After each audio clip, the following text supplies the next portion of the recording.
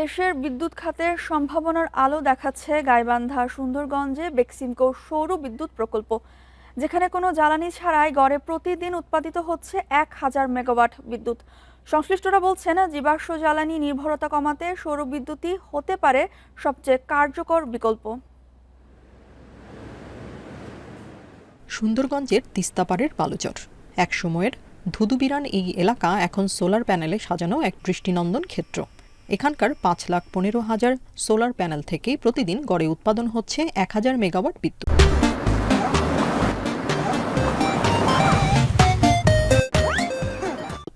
সূর্যের আলো থেকেই বিদ্যুৎ তৈরি করে সরবরাহ করা হচ্ছে জাতীয় গ্রিডে। ফিল্ডের যে জেনারেশনটা হয় ওটাকে আমরা প্রথমে 33-তে কনভার্ট করি।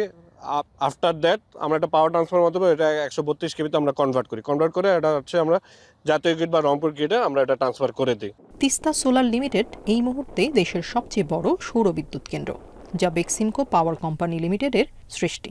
2023 সালে চালু হওয়ার পর থেকে এখন পর্যন্ত 10 লাখ মেগাওয়াট বিদ্যুৎ উৎপাদন করেছে প্রতিষ্ঠানটি, যার বাজার মূল্য প্রায় 1000 কোটি টাকা। যেহেতু সারা দুনিয়া জুড়ে আপনার জ্বালানি সংকট চলতেছে, এই সময় আসলে আমাদেরকে নবায়নযোগ্য শক্তির উপরেই ঝুঁকতে হবে।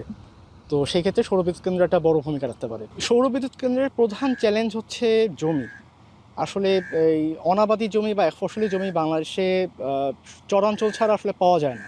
ডিজেল কিংবা কয়লার মতো জীবাশ্ম জ্বালানি ব্যবহার করে বিদ্যুৎ উৎপাদন করলে যা খরচ হয়, সৌর বিদ্যুৎ উৎপাদনে ব্যয় হয় তার চেয়ে কয়েক গুণ কম। চাপ কমে খনিজ সম্পদের ওপর। নবায়নযোগ্য জ্বালানির মাধ্যমে পরিবেশের কোনো ক্ষতি সাধন হয় না, পরিবেশ দূষণ কমায়, স্বাস্থ্যগত উপকারিতা হয় এবং আমাদের এই নবায়নযোগ্য জ্বালানির কারণে আমাদের জ্বালানি নিরাপত্তা বৃদ্ধি পাবে। 2016 সালে প্রায় 3000 কোটি টাকা ব্যয়ে গাইবান্ধার সুন্দরগঞ্জের চরখোর্দা ও লাটশালা চরের 650 একর জমিতে কার্যক্রম শুরু করে তিস্তা সোলার লিমিটেড।